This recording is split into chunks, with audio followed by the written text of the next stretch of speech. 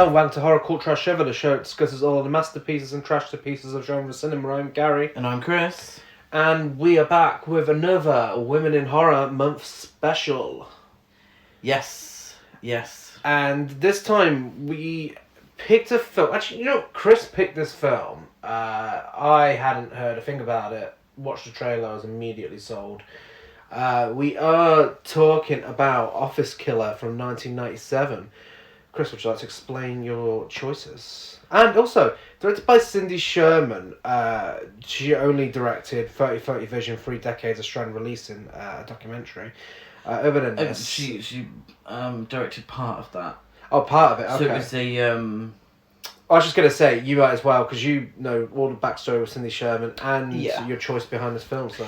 Yeah, so I was aware of this film, essentially from being a fan of Carol Kane, Cindy Sherman, Molly Ringwald, so I knew it existed. On IMDb, it has a 5.1 out of 10, which I was quite shocked by. So I'd been wanting to watch it for years, and then I thought, oh, Women in Horror, let's give it a chance. It's very on brand for us. Yeah. 1997, like post-Scream horror film that we seem to enjoy covering on the podcast. And I was pleasantly surprised because 5.1 is an absolute insult. Yeah. Cindy Sherman, I was aware of for her artwork. Her most famous sort of work is her self-portrait photography, where she uses herself as a kind of canvas, and she essentially paints on different personas, and then takes these photographs. Yeah. And her work deals with a lot of themes, including feminism, self-image, sexuality, and I was most familiar with, like a lot of people, her Untitled Film Stills series of photographs from the, I believe, late 70s, early 80s, in which she sort of she poses in various guises, referencing generic female film characters, including the ingenue, the working girl, the vamp, the lonely housewife. And I thought that was really interesting, and I wondered how she would take that's so key to her art and so key to her photography, and make it into a slasher film. Yeah. And that's really what really drew me to this film, and particularly for Women in Horror Month. Because we could have just watched this as a throwaway. Because it's a 5.1, I was so nervous that we would watch this and it was shit. And, I've said it before and I'll say it again. Just giving women the opportunity to make shit films is half the battle. Yeah. But I don't necessarily want to go and shit on a Women in Horror film. Yeah. I didn't really want that, particularly from an artist-director that I admire so much. So thankfully, it's a good film. Yeah, I mean... Spoiler alert. With a premise like this, if it was bad, then it would have been something we would have been able to have done something with for an episode anyway. But this is one of those films where you're watching it, and at the time, we were first time watch. I was just there thinking, I wish I was just watching this for the first time without having to make notes, because it is so much fun and just massively underrated horror comedy. That I knew nothing about it, and there's way worse films that have received way more publicity, and and they're still spoke about to this day. But this one just goes under the radar. Yeah, we might as well deal with the elephant in the room from the get-go. It was a big fat flop. Yeah. Really, critics didn't understand it. Yeah, so I haven't got the budget, but it did make $76,054 at the box office. Well, that's probably not even close to its budget. Really, it would never have made its money back. Unfortunately, that's probably why Cindy Sherman didn't direct a feature-length film again. She did direct one very short film, a two-minute film in the 70s, called, I believe it was called Doll Parts, which is just essentially, Doll Clothes, excuse me. And it was essentially just paper dolls, you know. And sort of, that was in keeping with her art rather than a feature-length narrative film. And then obviously she took part in 30/30 Vision, 3 Decades of Strand releasing. I'm assuming she just did a short film as part of that as well. Yeah, I mean, I thought it was a An art documentary. film. Oh, it might be a documentary then, actually. I don't know what she... there were other directors involved in that. Okay, probably a short This was film, her so- only time directing a film, which is interesting because a lot of her art was influenced by film, Yeah. and particularly classic Hollywood, and the depictions of women, modern women, how people perceive modern women to be within those films. And a lot of her photographs, she inserts herself into a dialogue about stereotypical portrayals of women. Yeah. And this film absolutely deals with that. Definitely. Yeah. Absolutely. And I don't want to sound like a snob, and I don't want to sound like a wanker, but I think because those themes aren't... because it doesn't necessarily slap you around the face with them, and if you're not familiar with Cindy Sherman's work, you might not get it. No. And you might not get what she's trying to do with this film. And I think that's a real shame. And I think going into it about Cindy Sherman, knowing about her work, knowing about what drives her work, made me appreciate this film a lot more. Yeah. I think absolutely. Yeah, definitely.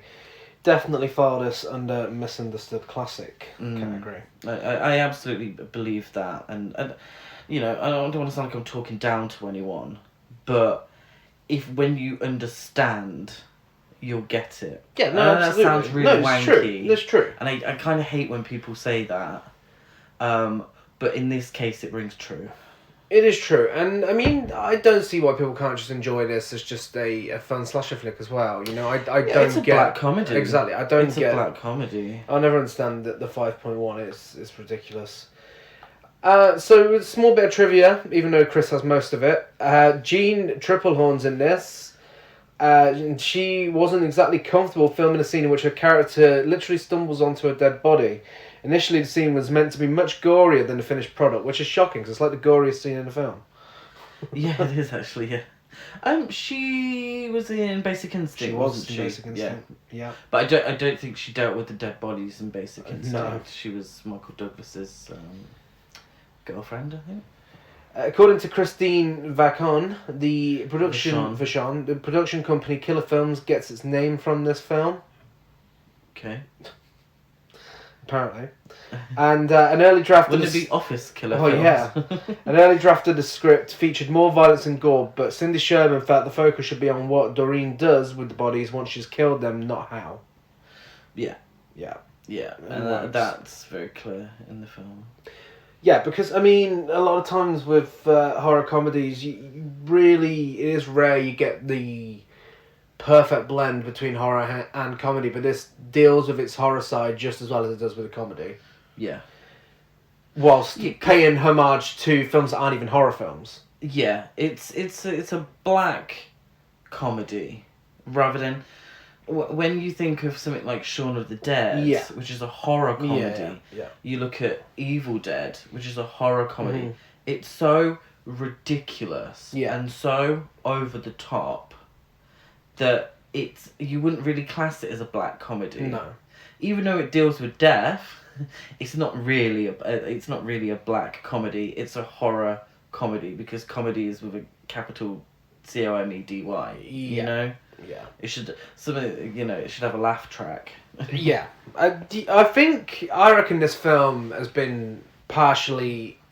I don't even say partially. I think it's been fully influential on some films that have been released since it. I think some people have heard of this because, I mean, you look at something like The Columnist, that is almost a remake of this. Yeah.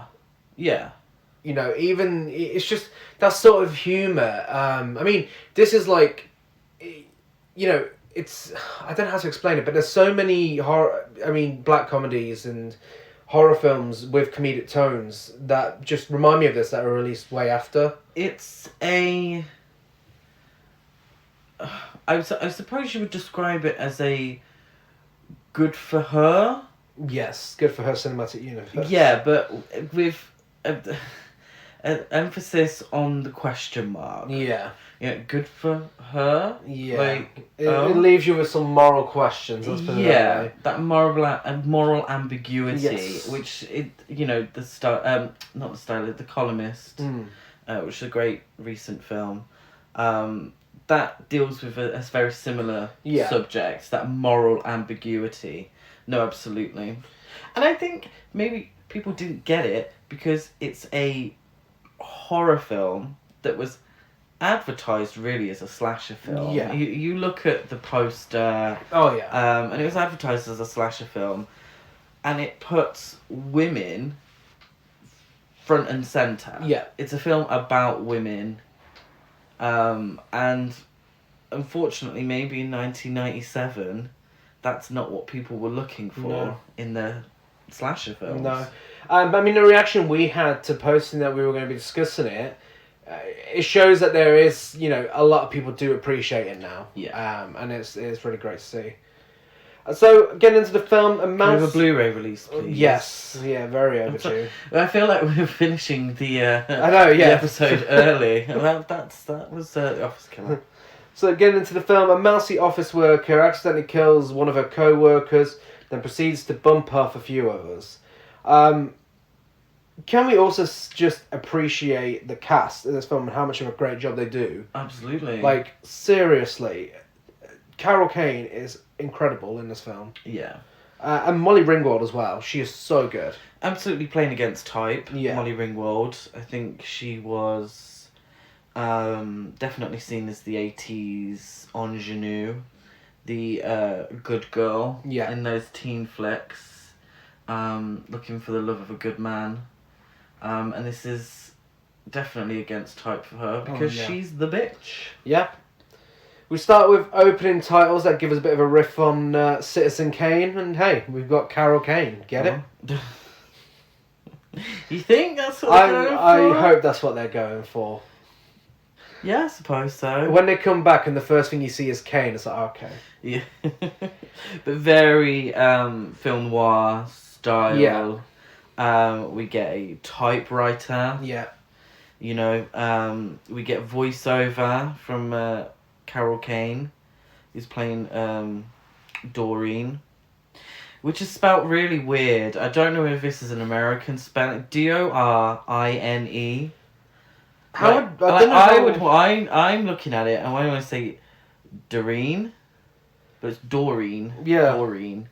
Whereas we would probably spell Doreen Doreen. Oh. Would we? Oh, of course we would. Doreen, yeah. I suppose. Yeah, Doreen's eating a saurine. Okay. Do you remember that advert? No, okay. I just thought of Birds of a Feather. That's what you said, Dorian. That's Dorian. Oh, Dorian. Okay. Dorian. Slay Queen Dorian. Wrong on that as well. Dorian Green. Well, it's Dorian Green is her name, so that's probably why you got it confused. So, we get an opening voiceover from Carol Kane telling us about Constant Consumer magazine. This opening 4 minutes is hectic, and we get to know everybody within these opening 4 minutes as well. Yeah, absolutely. It works at a very quick pace. Because it's a play on classic Hollywood films. Classic Hollywood films do work at that pace. It's true. They are. I mean, we live in the age of the 2 to 3 hour blockbuster. Yeah. Now, but back in the day, films were short, quick, and then every so often you would get an epic that was 3 hours long. I'm thinking His Girl Friday. Yeah. A short film based around a newspaper office. That was a screwball comedy, really. But I'm getting those vibes. Yeah, from definitely. I think what Cindy Sherman's done is sort of cherry pick from a lot of classic Hollywood. Yeah. And use that to create this. It's not a parody, really. In some sense, maybe a little bit of a parody, but to create this, like, homage. Yeah. To a certain degree. I mean, I'd say satire. Satire. I love in satire, like like with *Malignant*. Yeah. A satire that has plenty of respect for its source material. Yeah. Yeah. Absolutely. So everything's going on. A call handler's taking a call from someone talking about a massacre. The Nicotine Queen, as she'll come to be known as, Nicotine Queen, tells our lead character Nora about herself and tells her to get out there and drop the axe. Yeah, so her name's Virginia Wingate. Yes. And she loves a cigarette and she loves being a cold-hearted bitch. So we get stereotype from classic Hollywood. Loves a ciggy. Yeah. Loves being a bitch. Women in power, they've got to be bitches. Yeah, they've got the costumes for it as well. Oh, and she's got that sort of transatlantic accent. Yeah. That was so prevalent in classic Hollywood.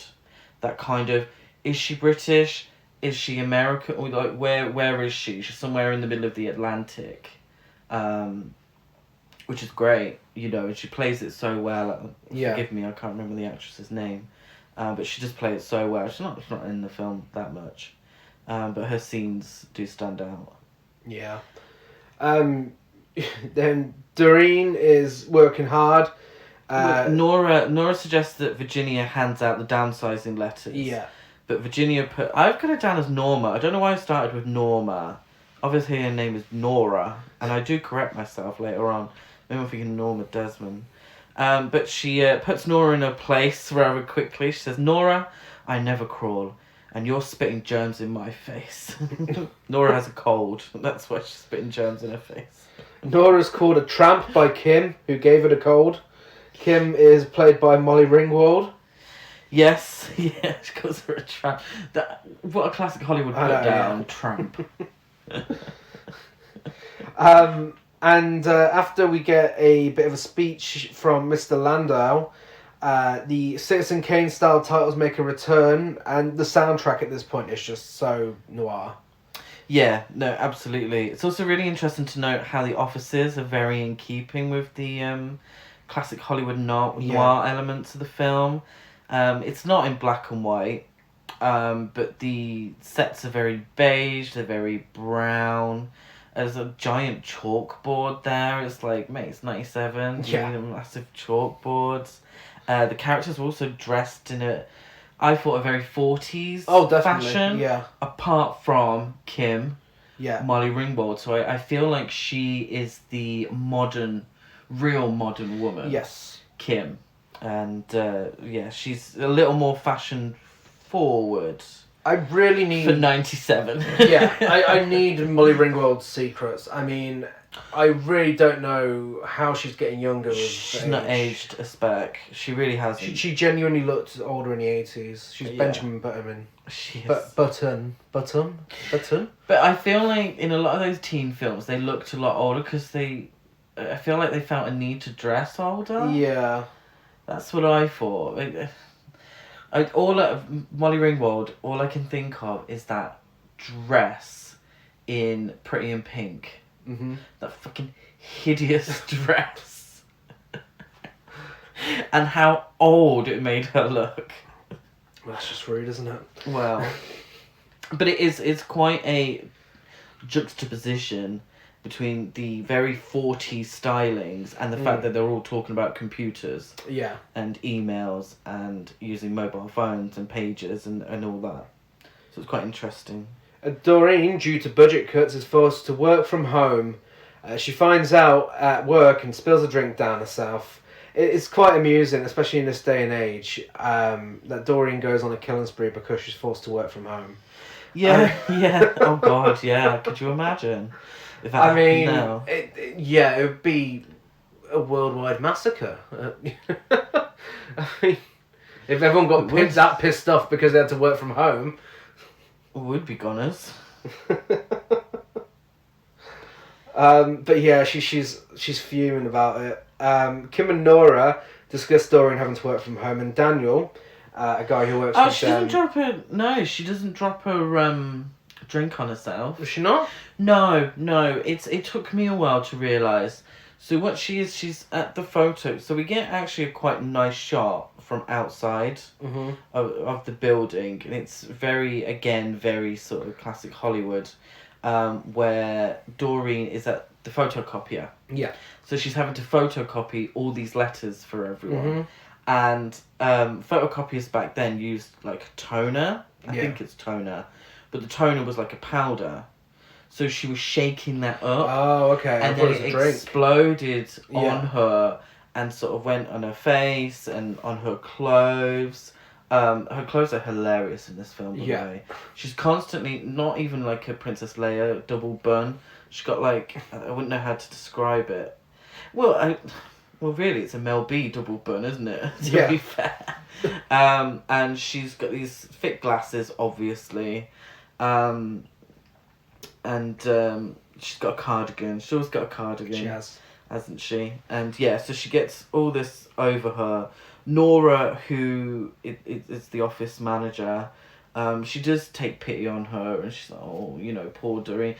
She couldn't remember her name, or she gives her the wrong name, but she does feel sorry for her. So we're kind of getting, if we're looking at this in terms of horror stereotypes, Nora is the nice one who's taking pity on Doreen and is probably going to be our final girl. Yeah. If we're looking at it in terms of horror stereotypes.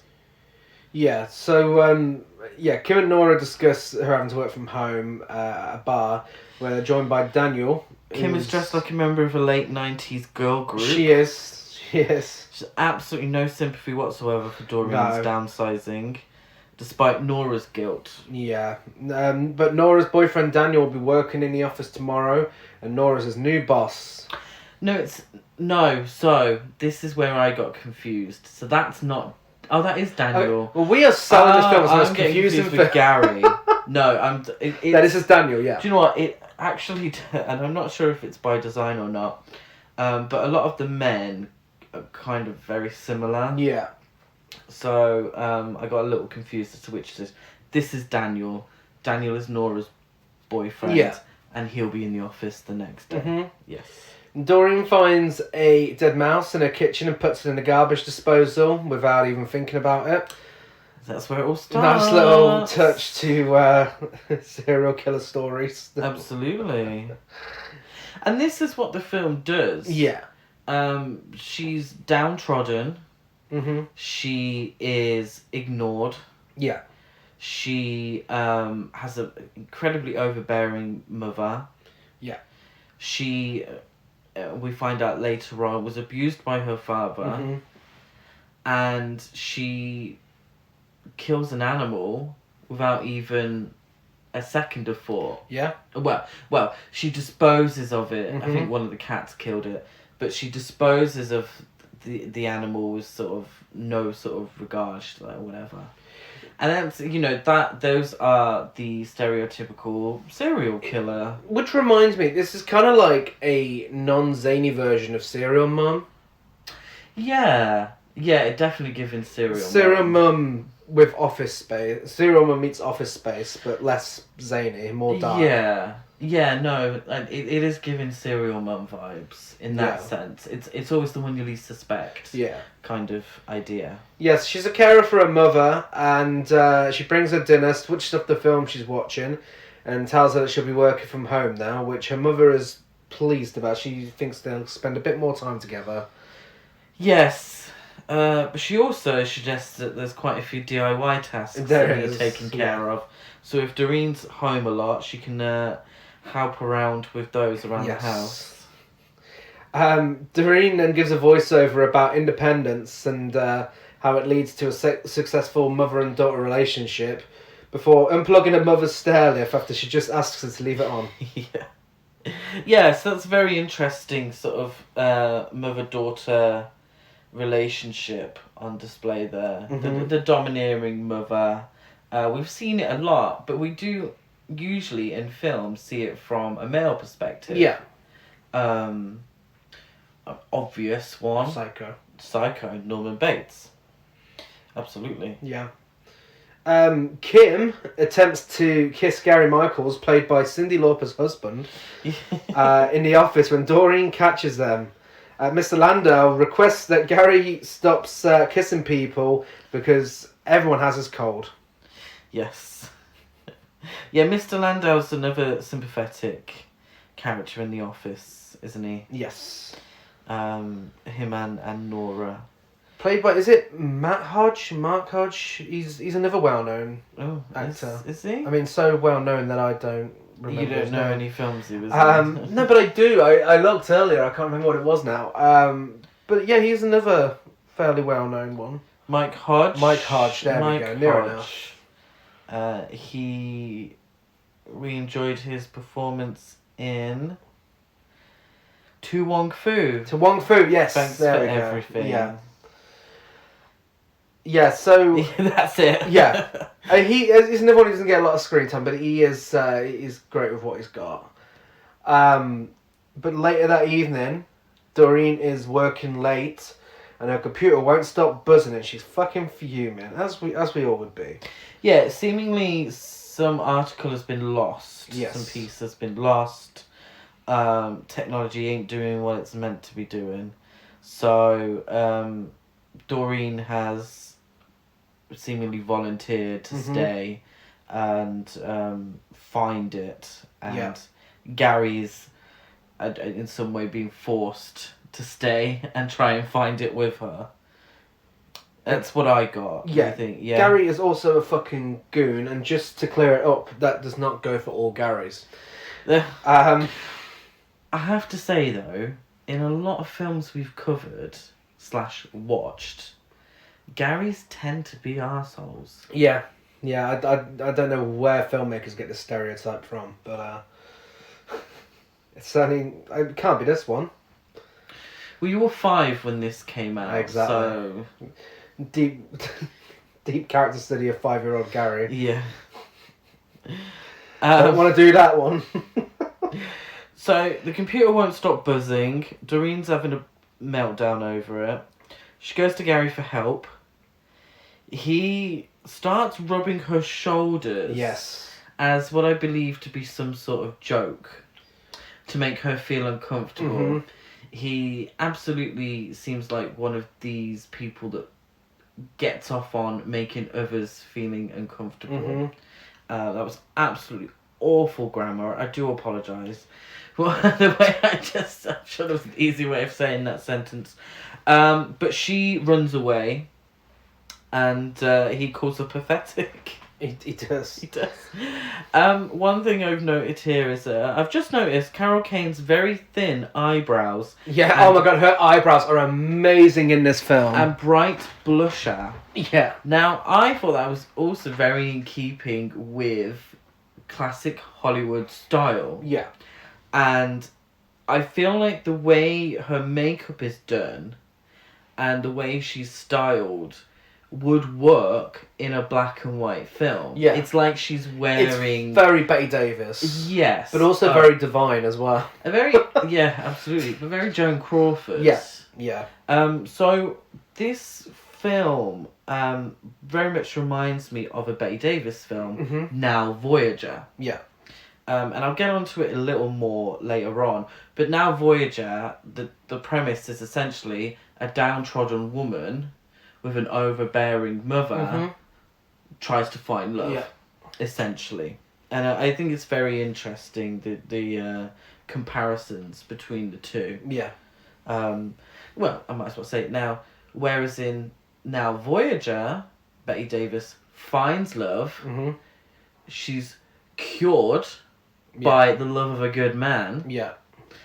In Office Killer, she doesn't have him. You know, there's no romance there. No, she's cured by the death of a good man. Yeah, well, a bad man.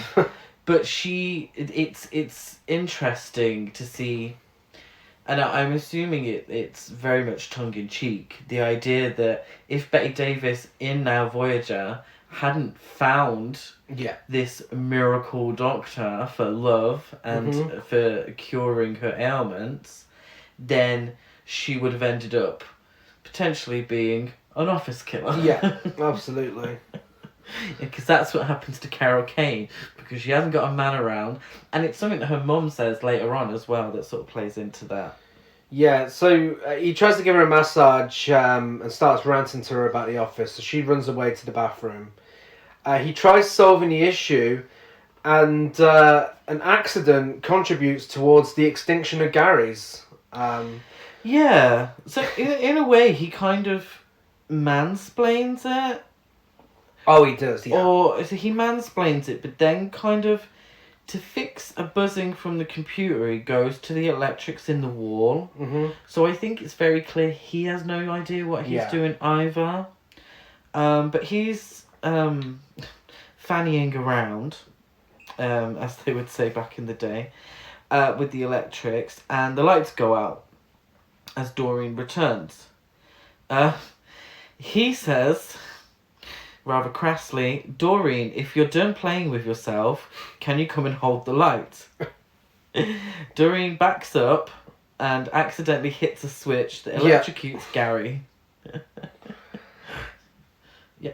Yeah, and that's another one of us gone. That's another one gone. Another arsehole Gary gone. I'm amongst the last. Well, you are really. I mean, you were born in 92, Yeah. and 92 was the last year of the Garys. Do you think there's one somewhere? Someone must have called their kid Gary sometime within the last almost 30 years. I don't know. I mean, I wouldn't be surprised. Just one or two. I mean, it was a choice calling me Gary, let alone anyone born after 1992. So he tries. So he's Doreen dead. calls 911. Yeah. But she doesn't actually say anything before hanging up. Yeah. She's actually pretty pleased. Well, she is. Yeah, she gives him a telling off, doesn't she? She does. She tells Gary he's an unpleasant man, and she was just trying to pitch in, and he didn't need to get personal. She places his corpse on a cart. She's fuming now that she has to clean up as well, clean up the mess. Yeah, she rolls it down to her car, loads it in the trunk, gives a homeless guy some money, and takes Gary home. Yes. Placing him in her basement. Before doing this, she has flashbacks to her younger self being taken into a police car whilst the corpse is being taken away in a body bag. Yeah, and she goes past the body bag and she's in the police car. She looks quite pleased with herself. So we only get a little snippet of this car accident. But she does look quite pleased with herself. Mm-hmm. She's a young girl, I'm assuming. She's, 13, 14. But yeah, we get a little snippet of... the craziness that's about to begin. Gary's on the couch as well, isn't he? Yes. He's in the basement, but he is on the couch, ready to watch a bit of TV. We cut to Doreen's mother chatting absolute shit about Doreen allowing the cats to unplug her chairlift, and her having to ask some local Girl Scout to plug it back in for her. Now, I'm assuming these are the Girl Scouts later on. I assume so, yeah. So she's having a whinge and a moan about the chairlift, just chatting crap. And then we're back at the office, and Virginia is absolutely fuming that Gary hasn't turned up to work. Even his wife doesn't know where he is. No, his wife who doesn't get a full face. No. But it's Kim's delivery of the his wife doesn't even know where he is. Weren't you snogging him in the office not too long ago? So Kim gives Gary's wife a call again, and Gary's wife, we don't get a full face, do we? No. So I think again this is a stereotype. Yeah. She's on the phone. We only see her body really, but what we do see is a very messy kitchen. Yeah. What we hear is a baby screaming in the background, and his wife's not really doesn't really care. No. She's just kind of annoyed about the whole thing. Which is, I think, is very much playing on a stereotype Yeah. of the desperate housewife, you know, who's being cheated on. She's struggling to keep the household going, and she's faceless. Yeah. Really. Yeah. Doreen has had her equipment set up at home by Daniel, and she sends Kim an email from Gary telling her to hold down the fort until he gets back because he needs a break. Yeah. Virginia drags Doreen into the office to ask about Gary. She berates Doreen for leaving without finding the missing piece and forces Kim and Doreen to work together until the piece is found. Whilst Virginia is having a go at Doreen, Doreen has audio flashbacks to what I assume is a doctor talking about the lasting effects of being put down and talked down to. Yeah. So I'm not sure if that's a flashback from her childhood. I suppose it makes sense if it would. Again, living Virginia's classic Hollywood accent and constant cigarette smoking. Nora and Daniel have an argument. Daniel tells her she should listen to Kim and get a life, and Nora tells him to go fuck himself. Yeah, essentially, yeah. Yeah, so Nora and Kim, they're meant to be friends, but I'm really not so sure. Because Nora's also brings up Kim's lack of work ethic. Which is, okay. You are her manager, so probably it's legitimate. But Daniel does suggest that she needs to get a life. At the office, Kim and Doreen are waiting, and Kim throws a paper ball at Doreen's head before asking if she wants any food. Yeah, Kim she isn't best pleased with her company, is she? No, and I don't think Doreen is, No. but she kind of pretends. She's, Doreen is playing a part, essentially. Yeah. I mean, you get this flashback to her as a child, and she's smirking at, this death. Yeah. She's very much, I want to say prim and proper. She's very much yes sir, no sir, yes ma'am, no ma'am in the office. But at home, she's throwing rats into the garage willy-nilly, and she's unplugging her mum's chairlift, even though her mum would need that chairlift to go. If she wants any food, she needs to use the chair, this, that, and the other. So she's very much putting on a facade of this mousy, wouldn't say boo to a goose woman. And she is, and people do take advantage of that, and she is treated a certain kind of way because of that. But underneath the surface, as we're seeing it break throughout the film, she's actually different underneath, which is still in keeping with Cindy Sherman's artistic sort of themes. Yeah. And of painting on different facades and creating different identities. And as a woman, having to find the best identity to fit into a certain circumstance.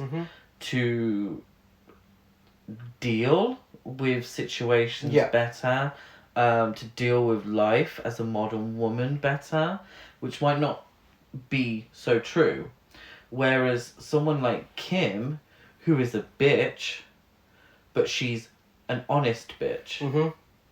Yeah, she's not your typical bitch in a horror film because she's actually surprisingly likeable. In parts. I mean, obviously, the bullying of Doreen, if that was any other character in any other film, would be sympathising with her and, being against Kim. But because we know what Doreen's like, it kind of makes Kim more satisfying to watch, in a way. Yeah. But again, it's morally ambiguous. But Doreen is a wimp. Yeah. And Kim, she's blunt with it, which makes her the bitch. Yeah. But what she's saying isn't necessarily untrue. No. But the delivery and the fact it's being delivered. Some things just don't need to be said. Yeah. But what she's saying isn't 100% false. No. And also, Nora could probably do with getting a life as Yeah. well. But also, she's having an affair with Gary. Yeah. So it's not completely 100%, I'm Kim, I'm honest.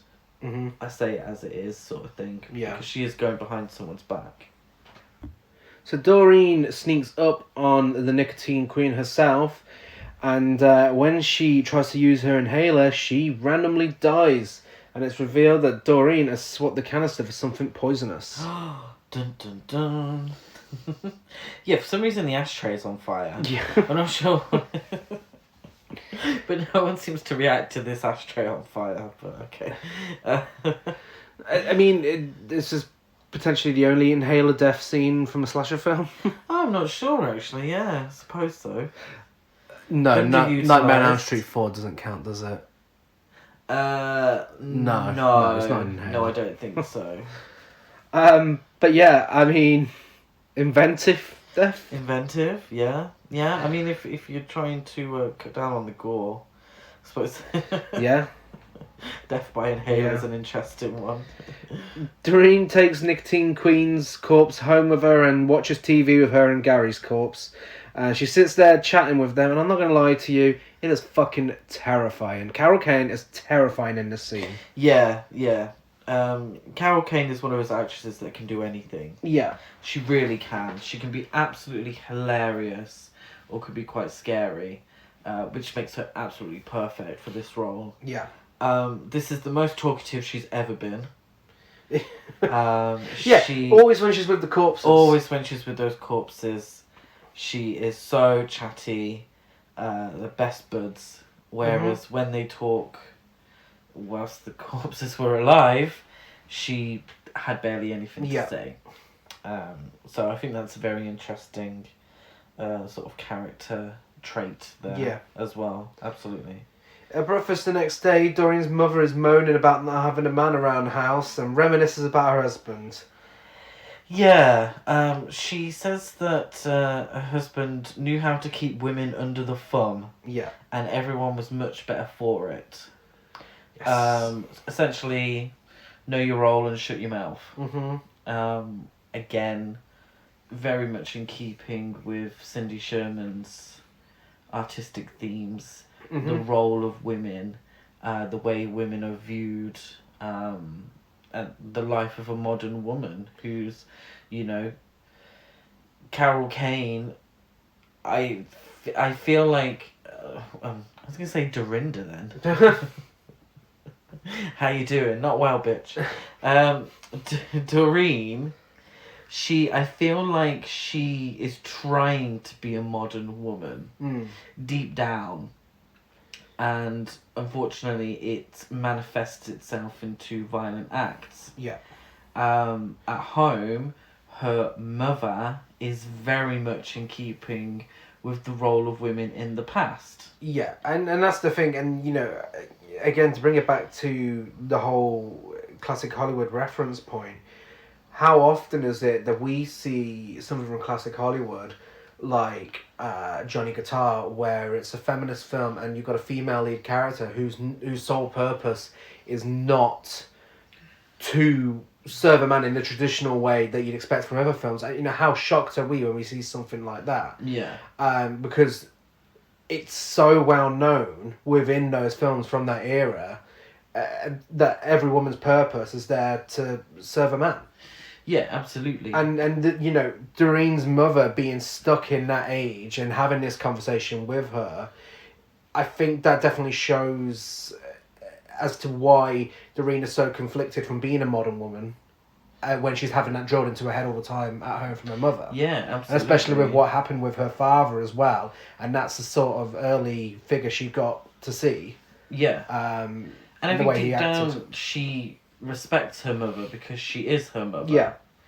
And she's very much in that school of thought where you do listen to your mother and you do respect her, and she looks after her mother in every respect. And that's you know, and going back to that again, it's why I think the Now Voyager comparison was a very good one, because again, it is amusing to think, okay, what if we put someone like that with that state of mind from a classic Hollywood film, we put them in a modern setting, and in this environment, and then just let them loose killing people. It's great.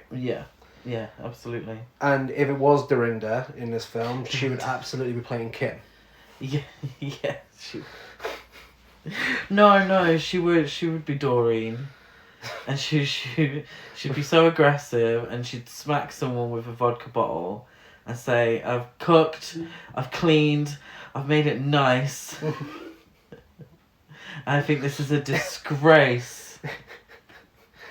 I mean, yeah.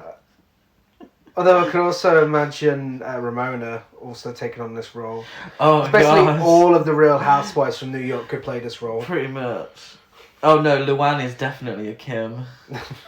Luann is definitely a Kim. But yeah. Doreen spills a drink over her mother and tells her she'll bring the rest of her breakfast upstairs. And this is a great shot. Make no mistake, you can tell this film is made by an artist. Yeah. You know, I mean... Or a photographer. Well, yeah, I mean, I don't know who's in charge of cinematography, but, I mean, from the directing alone, you can really tell. Yeah, there are some gorgeous shots. There's one towards the end in the basement that looks a bit like Suspiria, with a red background. And this shot of Doreen's mother going up the stairs whilst Doreen's in the kitchen, it feels unnecessary, but at the same time, you can't look away. There's something there. It's just, it feels right. Yeah. It's fantastic. And just as she goes upstairs, the two Girl Scouts arrive. Yeah.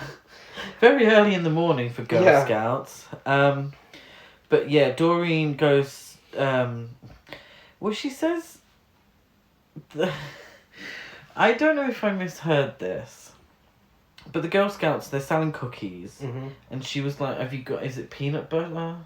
Peanut butter? She says... oh, my mother loves the peanut butter smoothies. But she goes to... I felt that she was... Jennifer Tilly making a comeback. It was. Yeah, that was not Carol Kane. But I felt like she went to say, my motherfucker. My mother.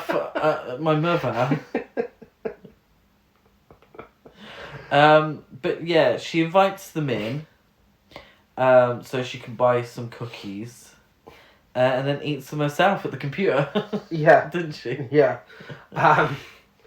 Yeah, we don't see those girls again for a while. Yeah. She sends Kim another email from Gary saying he'd been speaking to Virginia. Kim thinks Doreen and Virginia are lesies together. She does accuse them of being lesies. Then Kim goes to grass on Doreen. She does. But it turns out that Doreen has completed the piece, the missing piece, and she's been so successful that the guys in charge think Kim is the one that left the night before and fire her on the spot. Yeah, Nora's giving Doreen some old clothes in the meantime. Yeah, she does, yeah. Yeah, Nora does offer some clothes to Doreen, and we find out that Doreen has been at the magazine for 16 years, and her father was one of the founding editors. Yeah, so this is when we get a bit of the backstory about Doreen and her father. We get exposition via flashback, where we see her father killed in a car accident because he's being all flirty with his daughter and feeling up her leg. And this is the accident that put her mother in the wheelchair. Yes, yeah. Yeah, he's way too handsy when comforting her.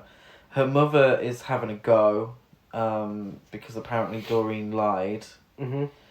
And he does insinuate that Doreen's probably jealous of her mother. And that's when he grabs her leg. So Doreen grabs his arm and she's smiling as he drives directly into a telephone pole. Yeah. So clearly this side of her has been there mm-hmm. for many years. Yeah. and again, like I was saying, the facade Yeah. to get to a certain place. But then also, I think it's quite interesting that she's been at that job for 16 years. Her father got her that job, Mm-hmm. and that's kind of just where she stayed. She hasn't moved away from home. She's been looking after her mother since the car crash. Mm-hmm. And it's that idea of control. Yeah. And that idea is that she took control of a situation and it led to her father's death. Mm-hmm. The rest of her life has seemingly been controlled. Yeah. I'm a little confused though, to be fair, because she was clearly a child when her father died. Yeah. So how did her father get her the job? Because she wouldn't have been working Unless at that she age. meant because of the fact that her dad was a founder. Maybe. And he'd already got potentially. Mr. Landau, Yeah. his job there, that got her in just by giving her name. Yeah, potentially, or her mother pushed her. Yeah. But it was her father's name that got her the job. I won't look too much into that. But again, her life has been controlled by other people. Yeah, yeah. And the times when she does take control, Mm-hmm. it ends in violence and it ends in death. Mm-hmm. And I think that's quite interesting. Yeah. Kim's ranting about Doreen in the bathroom, unaware that she's in there listening to her. Yeah, Kim does have a moment talking to herself. Again insinuating that Doreen and Virginia are lesbian lovers. Yeah. I mean, I'd love to see that film myself. Them two lesbian lovers going on a killing spree. Yeah, that would be a very interesting version of Thelma and Louise. Virginia just killing people with cigarettes. Yeah. Kim packs up her stuff and Doreen stalks her as she's leaving the office. But Kim bumps into Daniel as she's leaving and he invites her to go for a drink with him and Nora. And she says she'll meet him there. And then, you know what? The film goes a little unpredictable. I thought, okay, shit. She's going to meet her there. She's going to meet him there. She's not making it there. No. And that's why I put... Because I wouldn't normally include something in my notes, but I put, she says she'll meet him there. There's no way she's going to survive. Yeah. But no, it's not Kim who gets it. It's the post boy looking at a lads mag in the post closet at work. Yeah, this is a strange death because earlier in the film he does accidentally knock into Nora. Yeah. But this not Nora, excuse me, Doreen. But this doesn't. I'm assuming it's not a revenge killing. No, I think it's just because he's. I think she's just. This is her completely lost it. Yeah. He was in the wrong place at the wrong time, bless him. Yeah. I thought it was more to do with the lads mag, to be honest. I thought she was fuming because he was giving himself a treat at work. Well, no, yeah, but she didn't come across like... Well, maybe. But she didn't come across... Because the easy one would be for her to be a devout Christian as well. Yeah. And that isn't played No. at all within the film. It's just a mousy woman who's just had enough. Yeah. Essentially. Yeah, so we cut to Kim and Nora. They're at the bar. They're at the bar arguing because that's all they ever do. It's like Kim's being a bitch again, and Nora defends poor defenseless Doreen. Yes. Poor defenseless Doreen then pulls out a sellotape dispenser. Yeah. From the postboy's neck, and an artery is attached to it as well. I'm so glad we actually got a death by office equipment. Yes. In this film. It was necessary, I feel. A film called Office Killer, you had to have a little bit of stationary. office stationary murder. She takes his body to her car in a crate. I don't know how to describe it. Yeah, another crate. Like where all the letters go in. I can't remember what it's called. It's on wheels. And she's thanked by the management for all her hard work. She's a real lifesaver. See what they did there? Yeah, when she takes him home and puts him in the basement, it's revealed that she killed the Girl Scouts. Oh. That's the moral ambiguity there. Yeah. This is where that's starting to come into play. Because the thing is, Gary was an arsehole. Yeah. Gary kind of deserved it. And in some way brought it on himself. Who else died? Oh, Virginia was a bitch. I think the Girl Scouts, I think it's because that she was jealous of her mum being like, oh, this Girl Scout helped me out. And blah, blah, blah. Well, as like a punishment for helping her mum. Yeah. Again, that's really morally ambiguous, isn't it? And then the postboy, what, because he was looking at a dirty man. Like, what have these people really done wrong to warrant this? And this is where the black comedy comes into it as well. And then this is where it's kind of explored what she does with the corpses, where she starts pulling off nails from the nicotine queen, cleans up Gary's exploded chest. Yeah, so Gary's starting to decompose, and so she uses a bit of, I think, window cleaner to help preserve his body. So she's essentially killed these people, and this is what Cindy Sherman was trying to show. So rather than have gory death scenes that didn't mean anything, what she focuses on is Doreen propping these new friends up, and she's never been so popular. She's got all these people coming around to see her. They're watching TV together in the basement. Her mum's all the way upstairs, you know, don't have to focus on her, don't have to think about her. Yeah, and it's a creepy sight. I mean, you know, when we get a slasher film, there always tends to be a third act where the final girl finds all the corpses arranged in a certain way. You never really see them being arranged in that way. I mean, the closest thing you could get to something like this is probably Black Christmas, of the shots of Billy in the attic, and, you know, and so like the ending. Maniac, yeah. Maniac. And that's the thing, it's always the creepiest films that show this shit. Yeah. So for them to include it in what's essentially a comedy as well, you know, I mean, it was a really good touch that forced the horror in there, to make you aware we're not fucking around. This isn't just a comedy. Yeah, and I think it's interesting because in a film like Maniac, and we're talking about the 1980 Maniac, Joe Spinell version. He's also a very lonely person. Yeah. Who kills and props up these corpses as, I think for him it's more sexual, but for company.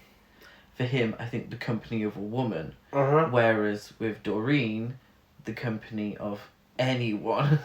And really. Yeah, and I think there is a bit of Maniac taken in this film, especially with a certain shot at the end, where, spoiler alert, the corpses reanimate in her imagination. That definitely made me think of Maniac. Yeah, absolutely. And that other slasher film that I believe, what was it we covered on podcast Nasty November?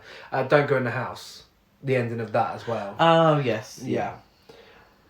I mean, yeah, and it absolutely works throwing in a film like this.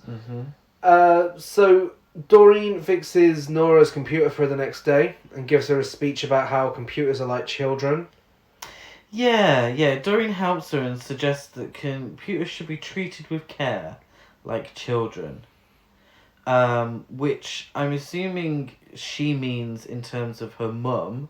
Yeah. Her domineering mother, not the fact that she recently murdered 2 children. Nora calls her a lifesaver. See what they did there?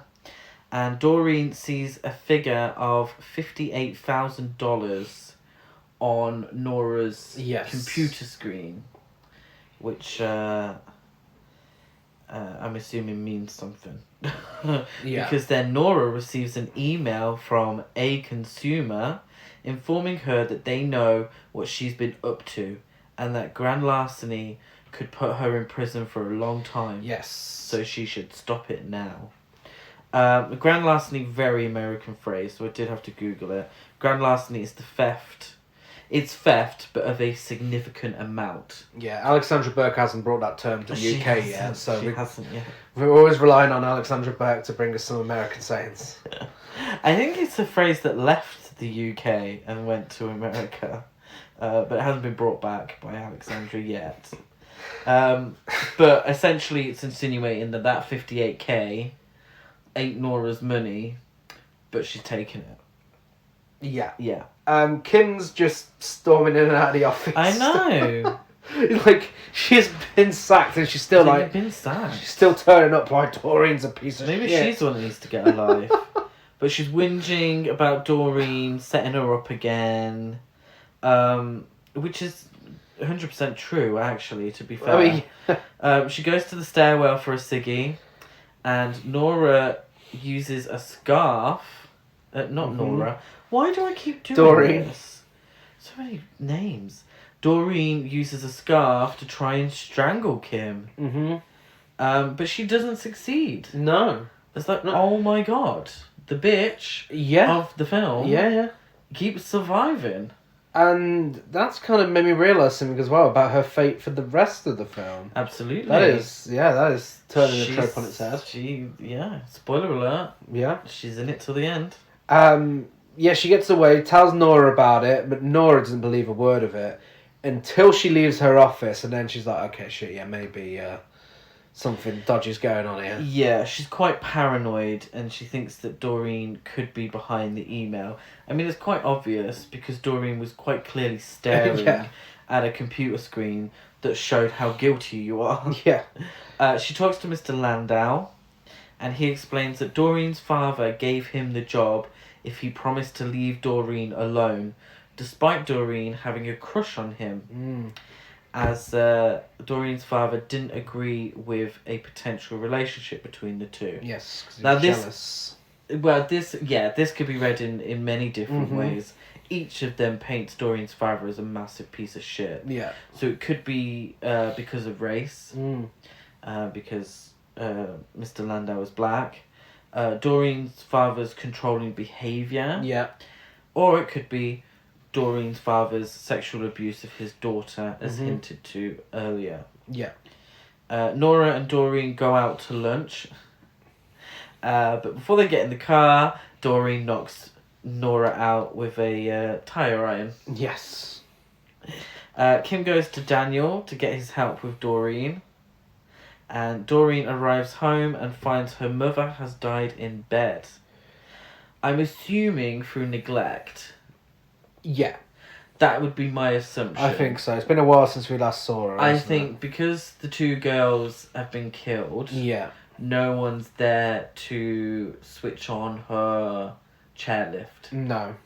And this is my assumption. It's not really said how she dies, but I'm assuming through neglect that the mother has died. Doreen informs her now dead mother that her and her father can now disco dance in hell. Yeah, she absolutely loses her shit in this scene. Yeah, she does. A great performance by Carol Kane. And really justified. Yeah. I mean, the scene with the car crash, her mother doesn't actually react to her father feeling up her leg. So it's seemingly something that the mother was aware of. Yeah. Or so blindly ignorant of it as to, make her part of the problem. Seemingly she wasn't helping in that sense. Kim sits rather flirtatiously at Daniel's, I thought. Yes. She's having a little lounge. Very much paint me like one of your French girls. But with a top on. And Daniel believes that Nora may be at Doreen's, so sets off to Doreen's house. But it's just him. Yeah, before this point, Kim has told him about Doreen attacking her with a scarf. Yeah, and he seems to believe her, actually. Whereas no one else seemed to believe her. Doreen's mother's body's taken away. And did you get down what the paramedics said? Oh, they probably got another one in the basement. Yeah. She's weird. Probably got another one in the basement. The whole place reeked of death. I mean, you're not wrong. Daniel arrives at Doreen's home, and Doreen is now without glasses. Her hair is down, Mm-hmm. and she's way more talkative than ever. Yes. Her mother dying has done wonders for her appearance. Yes. We see that Laura, fucking Laura? hell, Chris, what's wrong with me? We see that Nora is alive and Mhm. starts to awaken in the basement. Yeah. Did you think that Doreen was being flirtatious with Daniel? I don't think so. I think that's just her. Yeah. She just seemed to be acting As in, like, Doreen. her true self is coming Yeah. out. Uh-huh. Because seemingly from this point, she doesn't need glasses. No. We don't see her wear glasses after this. Mm-hmm. And they are thick glasses. Yeah. You know, so generally people with thicker glasses need them more. Well, speak for yourself. Well, I'm not. I'm no. What's the word? Optician. You know, I'm no optician, but I always thought the thicker the glasses, the stronger the glasses. it's a style choice, okay? Like Velma. Oh, is it not? Is that no? Are you serious? Like the glass itself. The thicker the glass, the worse the eyesight. I don't know about that. I thought you meant. I mean, I thought you meant the frame. I was going to say, well, no. No. The thickness of the glass itself. Anyway, whatever. Well, she don't need them anymore. Apparently, she don't need the glasses. So, she's wearing Nora's necklace. She is wearing Nora's. So Daniel notices. Yeah, and Doreen says that the computer, she's gotten so used to it, it's now her best friend. Mm-hmm. And Daniel quite bluntly says, if the computer is your best friend, it might be true what they say about you. And he just tells her straight to her face that because she's a quiet person, people just assume she's weird. Yeah. And, I mean, they're not wrong, but they probably shouldn't assume these things. Really. Because actually she was probably most normal when she was quiet. It's true. And more talkative when she started murdering people. Nora wakes up fully now, and she discovers the corpses in the basement. She vomits, and she sort of falls forward, and her hand falls straight into Gary's decomposing stomach. So these are flashes of the gore that I think Cindy Sherman was going to do and then decided against. Yeah. Daniel mentions to Doreen about how Kim said she attacked her. And then after he hears Nora in the basement, he questions Doreen to what it is. And she just... she doesn't give a shit now. She grabs the scissors from the kitchen. She blames the cats, doesn't she? Grabs some scissors, locks him in the kitchen. Yeah, she locks the door behind him when she goes into the basement. And reveals to Nora that it was her who sent the email. And blames it all on her having to work from home. Yeah. Nora thinks Doreen is there to help her, and Doreen tells her they are home, where you sent us to work to cut costs, while she was stealing from the company. Yeah. So Nora came across as our final girl. Mm-hmm. She was always nice to Doreen, always defended her. Yeah. And it turns out that she really was the catalyst for all of this. I think Doreen obviously took it way too far. Yeah. But Noreen, fucking hell. Nora is not the squeaky clean one. No. And yeah, I think that's interesting, and I think it's an interesting take on horror tropes. Yeah, definitely. Is who we thought was going to be our final girl really isn't. No. Nora knocks... Well, she gives it a good go, though, bless her. Because she knocks Doreen over, but she can't quite escape. Doreen backs Nora into a corner between a washing machine and a dryer. Daniel tries to hit Doreen with a trophy. He finally gets in, but he gets slashed across the stomach. Yep, kills him. We then get some screaming off-screen as the camera sort of pans towards the staircase and the doorway. So we don't quite know who's been killed with the screaming. We then see an email is being sent to Kim from Nora apologising for everything. And we see that it's Doreen at the computer sending another email. Doreen calls Kim And Kim asks who it is, and Doreen says, no one at all. Mm-hmm. And then Kim calls the police, but Doreen has already set the house on fire. Yes.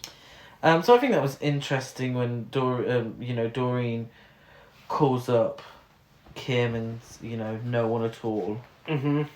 She's the person who everyone forgot worked there, even though she was there for 16 years. Everyone forgot she worked there. She's a quiet little mouse in the corner that no one noticed. Yeah, and this is the scene where she imagines everyone alive and chatting to each other in the basement. Yeah. Oh, yes, of course. And then we end the film with Doreen driving away. Mm-hmm. She's now with blonde hair. Yeah. And she's wearing sunglasses. Full face of makeup now. Full face of makeup. She'd never looked better. And Nora's head is in a bag next to her. She's circled a job advert in the newspaper, looking for someone to work in an office who's very detail orientated. Yep. And she informs us that she's looking for office work and may end up working with us. Yes. Essentially. She breaks the fourth wall, don't she? Yeah. And we end. That's Office Killer. So, very interesting that Kim, who is the most sexual character, who is the bitchiest character, and if this was a classic slasher film, would have been dead way before the end. She probably would have been the first one gone. Yeah. But she survives till the end. Yeah. I think Molly Ringwald is great casting for that role. Yeah. Because, I mean, she never did it, but Molly Ringwald would have been the perfect final girl. Yeah. The image that she created with her on-screen personas and characters during the 80s, she would have been a perfect final girl. Really, and I would, I would attest to that to anyone. And so I think it's interesting that she is the final girl. But but for all the wrong reasons. Yes. Yeah, absolutely. I mean, give us a legacy sequel. Yeah, oh God. Bring back Molly Ringwald and Carol Kane. Carol Kane. But yeah, no, this is clearly set up for a sequel, and I'm gutted that it hasn't had one. Yeah. I think it's interesting in the end. Doreen is absolutely wearing a new persona. Yeah. She's doing exactly what Cindy Sherman does in her photographs. Yeah. She's a new person because she's created this new identity for herself. And, it's blonde hair and sunglasses. But the moment we saw how she looked, we had a new idea of who she is. Yeah. And a lot of that is based on stereotype. Bleached blonde hair, oh, she must be a sex bomb. That kind of thing that's ingrained and very much because of classic Hollywood films as well. These stereotypes about women. I really enjoyed this film. I really did.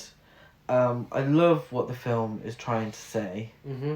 Very much in keeping with Cindy Sherman's work, which I love.